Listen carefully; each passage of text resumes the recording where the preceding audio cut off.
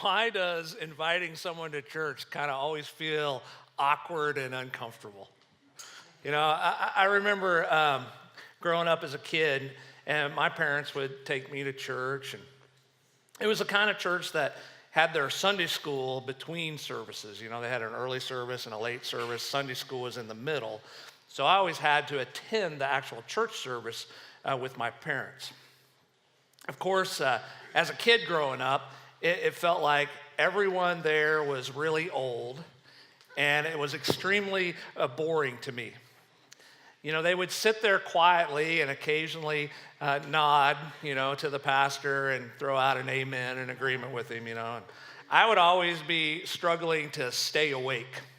But my parents, they would never let me sleep during church, which I didn't understand because the lady in front of me was always dozing off. But they wouldn't let me do it.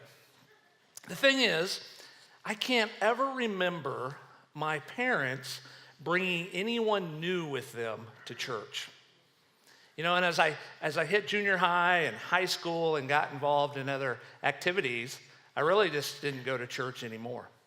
In fact, it wasn't until I had kids of my own that I started going to church again, and it was really for their sake. They needed God, not me.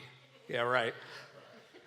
But a friend of mine actually invited me to his church. And the reason I decided to go was because he said you could wear blue jeans there. You didn't actually have to dress up. And for me, the bonus was they always got out in time for kickoff on Sundays. What I didn't know was that there was one catch. It was a Southern Baptist church, and the pastor was Southern Baptist, which meant he yelled a lot, like you couldn't hear him, like you were hard of hearing, so he really wanted to get his point across by yelling.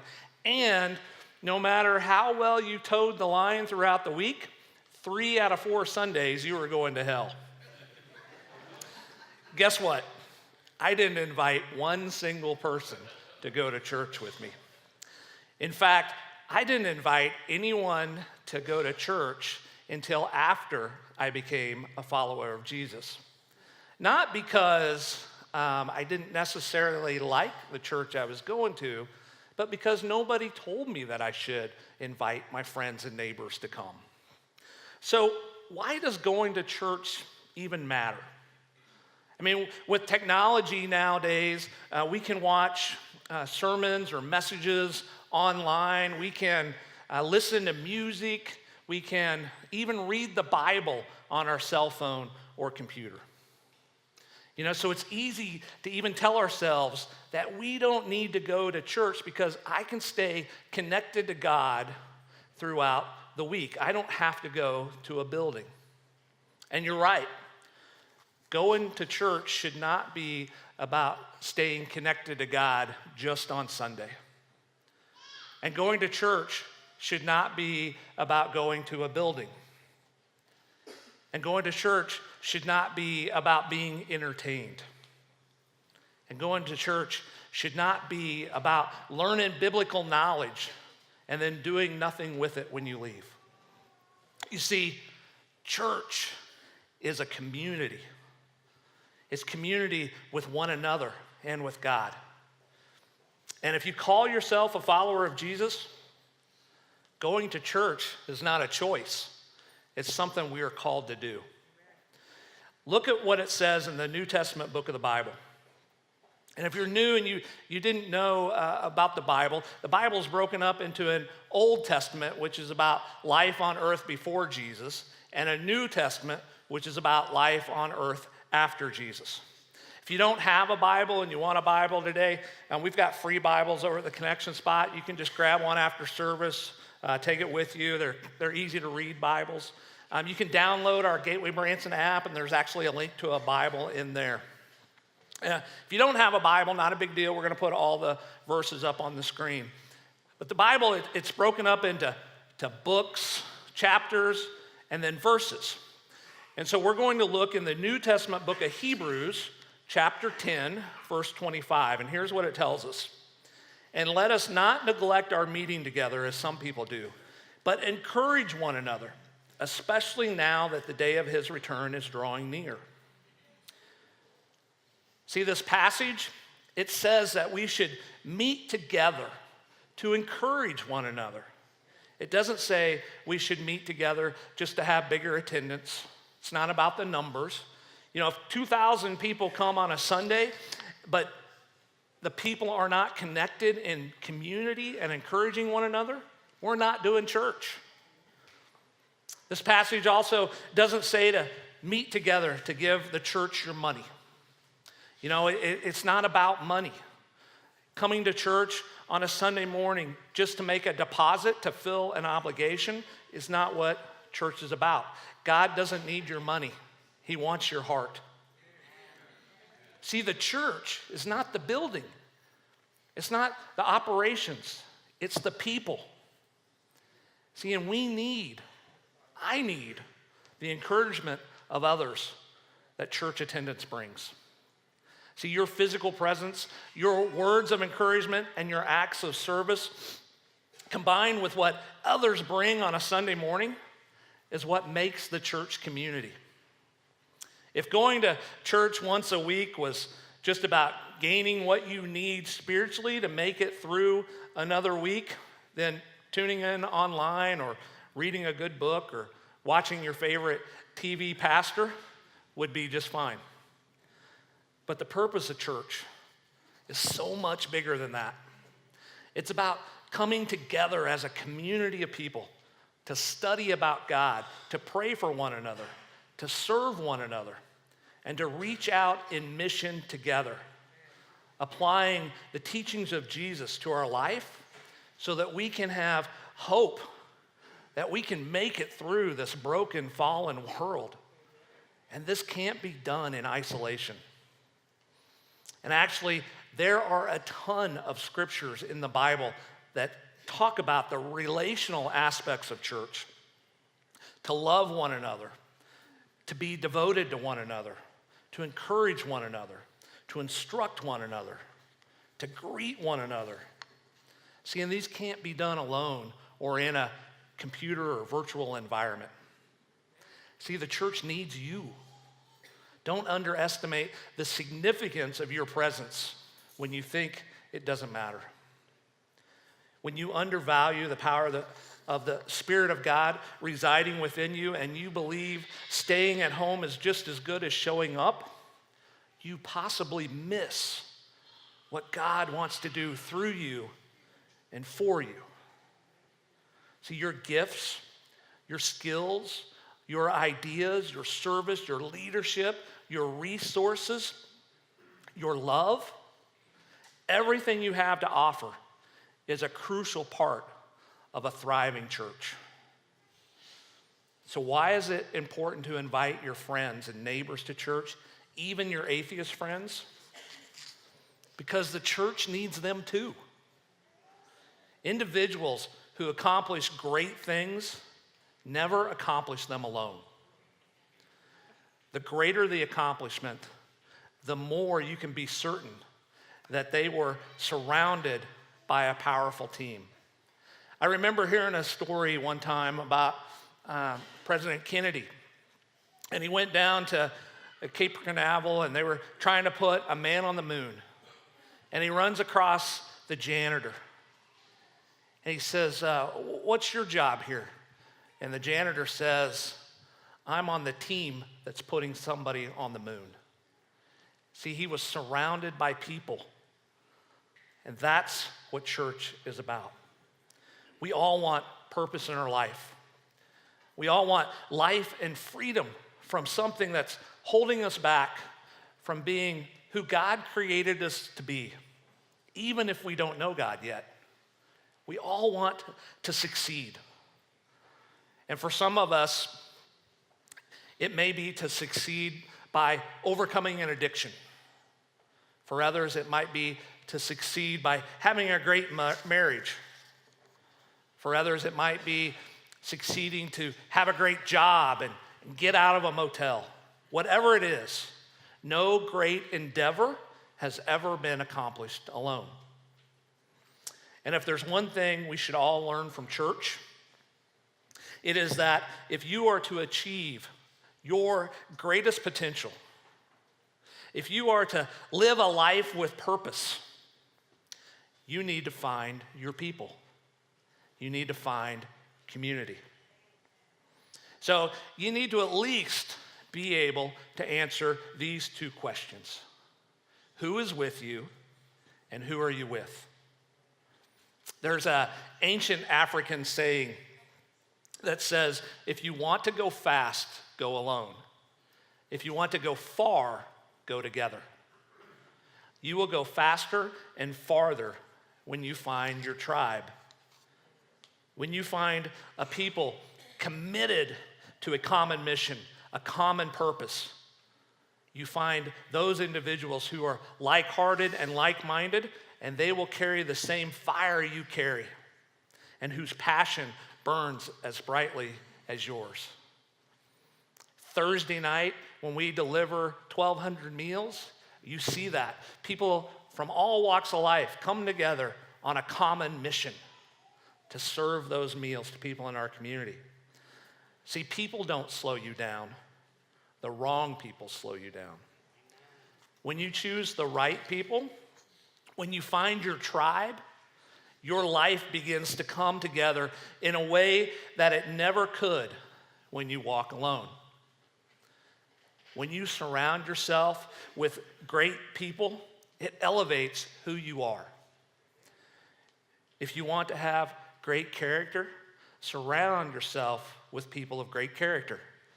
If you want to take great risks, surround yourself with a tribe of risk takers. If you want to live a life of adventure, then choose a tribe that makes life an adventure. You will become who you walk with. So imagine the implications if you decide to walk with Jesus. When he calls you, he never calls you only to yourself. He always calls you to people. He always calls us to each other. So the questions remain, who are you with? Who have you given yourself to? Who are you willing to stand shoulder to shoulder with, come hell or high water? And who is with you? Who can you trust? Who's got your back? Who will pick you up when you fall? Look what the Bible tells us in the Old Testament book of Ecclesiastes, chapter 4, verse 9 and 10. 2 people are better off than one, for they can help each other succeed. If one person falls, the other can reach out and help. But someone who falls alone is in real trouble. Likewise, 2 people lying close together can keep each other warm. But how can one be warm alone? A person standing alone can be attacked and defeated. But 2 can stand back to back and conquer. 3 are even better, for a triple braided cord is not easily broken. Whatever you do, you need to invite people into the Gateway Tribe. See, the Gateway Tribe is not about being of the same color or the same race or same history. It's about being of one heart and one mind. So, whatever you do, whatever it takes, wherever you need to go, whatever you need to do, find others and invite them into this tribe and begin to walk with them. A few weeks back, I was having lunch with a friend of mine, and we were talking about inviting people to church. He's fairly new at kind of checking out this whole Jesus thing. And he said to me he would rather invite somebody to a chamber luncheon than to church. Now, he doesn't go to church here, so my first thought was, you need to get a new church. But I didn't say that. So I wanted to know where that was coming from. Why would you be more comfortable inviting someone to a chamber luncheon instead of church? And his response was that he didn't want someone to make their decision about Jesus based on his lifestyle or his actions. See, like many of us, he'd been burned by someone from church somewhere along the way. What was interesting is that my friend was actually searching for more in life. That's why he was going to church. Yet he didn't feel comfortable inviting others. He was looking for purpose, meaning to it all, life to the full. He was looking for life and freedom. And his friends that he wasn't inviting, they were looking for life and freedom too. And if they're really our friends, shouldn't we want the best for them? Shouldn't we want them to have an opportunity at that same life and freedom? The early Christians discovered there was this incredible life when you gathered together in community. Look what the Bible says about the early church in the New Testament book of Acts, chapter 2, verse 42 and 43. It says, all the believers devoted themselves to the apostles' teaching and to fellowship, and to sharing in meals, including the Lord's Supper, and to prayer. See, they gathered together to listen and study what the apostles' teaching was, and to fellowship. That's church.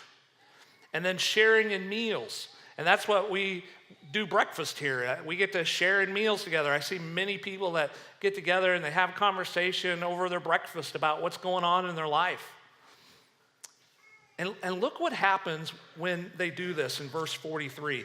It says, a deep sense of awe came over them all, and the apostles performed many miraculous signs and wonders. A deep sense of awe came over them. You know, when I was in the corporate world, way before I started following Jesus, I was always chasing the next thing, the next promotion, the next paycheck, the next new thing to buy. I was never content. After I became a follower of Jesus, this feeling of peace and contentment kind of came over me. It was like I no longer had to measure up to the world's standards. You know, for me, I'd almost call it a deep sense of awe. And look what it goes on to say in verses 46 and 47. They worshiped together at the temple each day, met in homes for the Lord's Supper, and shared their meals with great joy and generosity, all the while praising God and enjoying the good will of all the people. And each day the Lord added to their fellowship those who were being saved. So they built this community. They were doing church together. They were hanging out with one another. They were eating together. And the Lord brought more and more people into their tribe. You might be saying to yourself, but Brian, you really don't want my friends or family here because they don't even believe in Jesus. And I would tell you that's exactly who we want here. See, our mission as a church is to help unchurched people, non-believers, people who don't believe in Jesus, become a unified community of growing and multiplying Christ followers. See, that's why we say to come as you are. I mean, we mean it. Literally, come as you are. Come in the middle of whatever junk you're going through. Come in the middle of your addiction. Come in the middle of your divorce. Come in the middle of a terrible relationship. See, it's our core value here to come as you are. You know, it's our job then as a church body to connect with people, to welcome them, to meet one another, to invite them in to be part of the tribe. And that's our second core value as a church, is to get connected.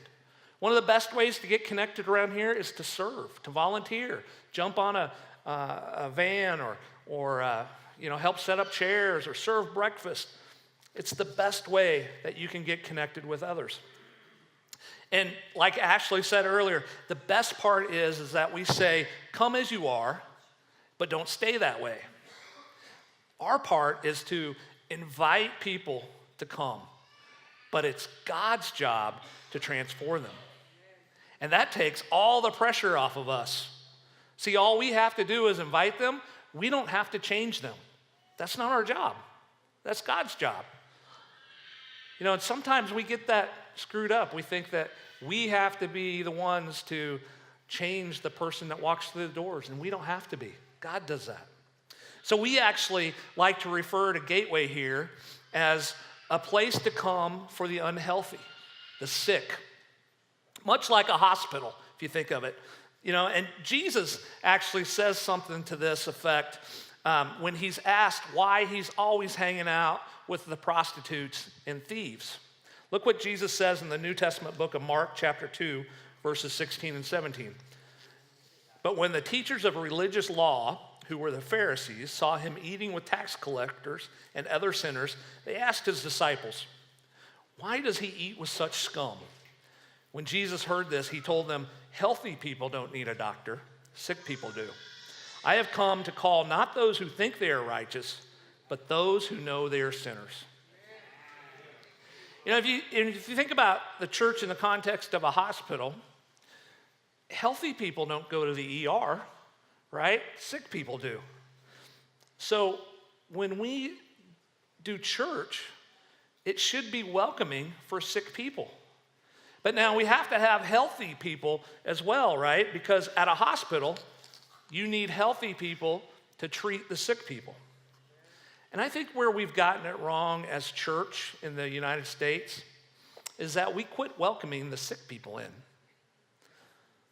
But if you think about a hospital, two things happen. One, you get better and they discharge you. Or two, you don't get better and you die. You never leave the hospital. Church is the same way. If you get better spiritually, then you should go out looking for more sick people to invite in so that they can become healthy. If you just attend church on Sundays and just kind of soak up what you hear but never apply it to your life, you will actually die spiritually. That's why we have churches full of people on Sundays that are not teaching others the way of Jesus. They're spiritually dead. See, there has to be something attractive to your life that would make an unchurched person want to be part of a community or a tribe.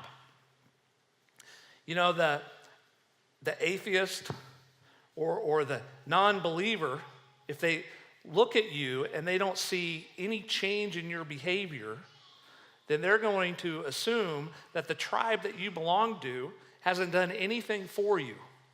And so why would it do anything for them? I have a friend that I've been trying to invite to church for several years now, about 4 years. And he still hasn't come, but he at least doesn't tell me no now. He says, yeah, I should probably check it out, but I haven't gotten him here yet. He owns a business, though, in town, and he's been burned by those that call themselves Christians, but their behavior doesn't show that action and attitude of Jesus. And when I was talking with him, he told me that if he went to do a job for someone or gave them a bid to do a job, and they told him that they were a Christian, immediately this red flag would go up, and he'd say, well, I'm not getting paid, or it's going to be a struggle to get my money and probably take a long time. It's so important for us to model our behaviors towards Jesus if we call ourselves a follower. See, Jesus didn't tell people to watch him. He told people to follow him. Like the game Follow the Leader, we have to copy the behaviors and attitudes of Jesus daily. It's not about perfection. It's about an attitude of love for Jesus and love for your tribe. The Bible tells us this in the New Testament book of Romans, chapter 12, verse 2. Don't copy the behavior and customs of this world, but let God transform you into a new person by changing the way you think. Then you will learn to know God's will for you, which is good and pleasing and perfect. So how do we get people to respond to our invite? One, just like I said, model the behaviors and attitudes of Jesus. live like Jesus daily. See people as Jesus would see them. Jesus didn't look at people and think of them as scum. He thought perhaps they were spiritually sick. And there's a great acronym that you can use in thinking about your neighbors. Bless them. And you can take each letter and kind of as a reminder, do something. So B would be begin to pray for them. Maybe your prayer is that they would respond to your invitation. Say, hey, I just want you to come and eat breakfast. That's my prayer. L is listen to them. People love to share about their life. Ask them what's going on in their life. Ask them what their story is. Everybody has a story. Find out about them. And we do that best by listening. And then eat with them. Like the early church, they discovered that there is something special when we break bread together. It takes walls down. It's just, we're able to share our hearts together. And then S is serve them. As you get to know your neighbor, as you get to know your friends a little bit deeper, is there a need that your tribe can help them meet? As a church body, is there something that we can do to come alongside your neighbor? And then S, again, share your story. And here's where my friend missed it, I think. Tell them what Jesus has done in your life, but tell them that you're still a work in progress, that you still don't measure up.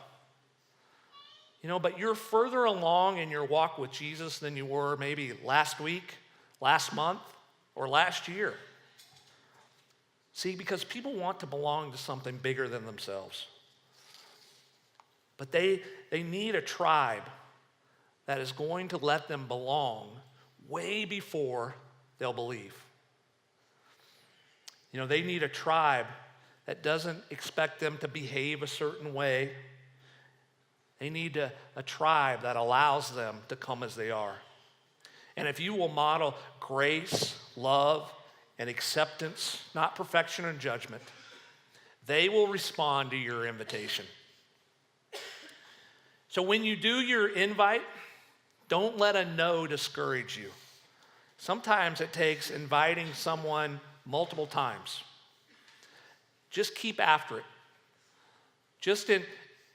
Change up your invite a little bit. Let them know our tribe needs them no matter where they are on their spiritual journey.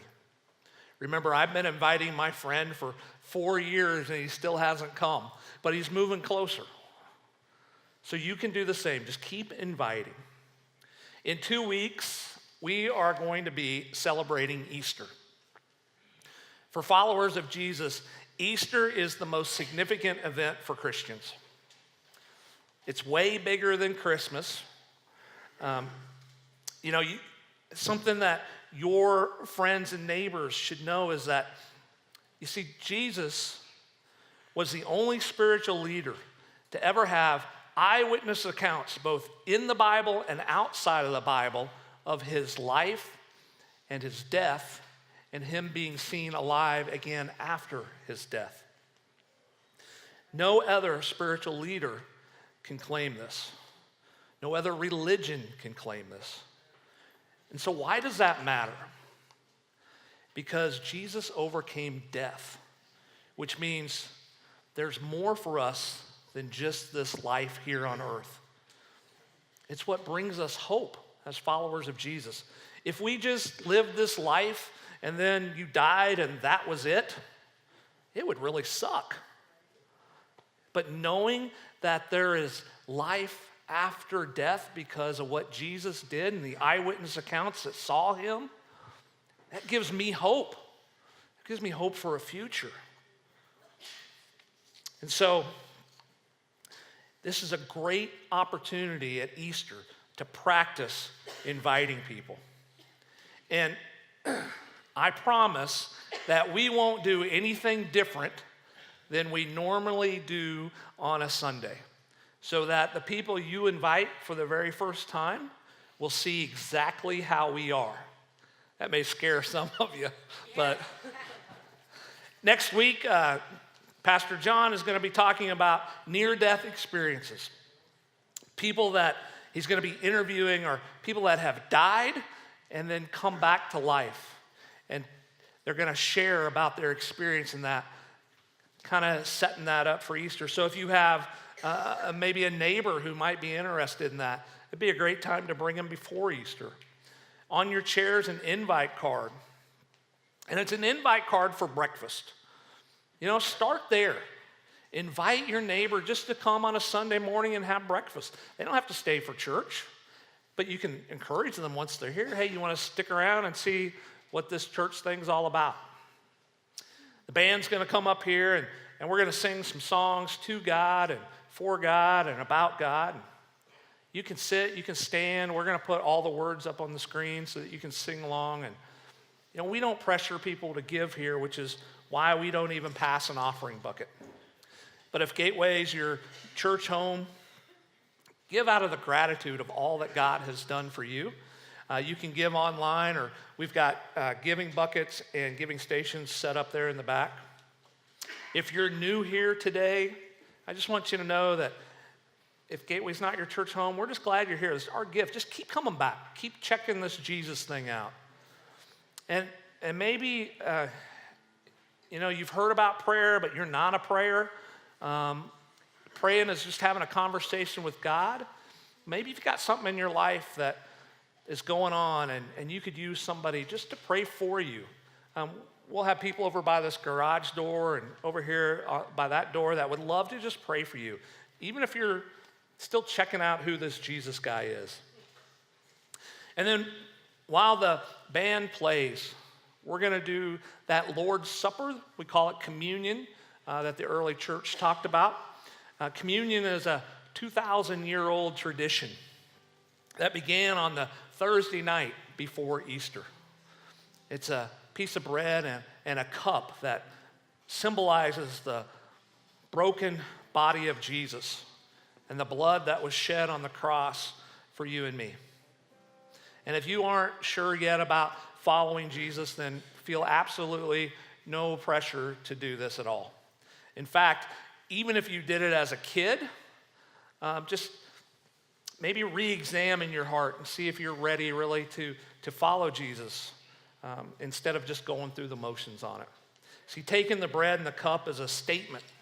It says that you need Jesus in your life to be your Savior, to be your leader, that you are willing to surrender your will and your way and follow Jesus' will and way. Perhaps today is the first time you've ever wanted to take that bread and that cup. Jesus willingly died on the cross for us.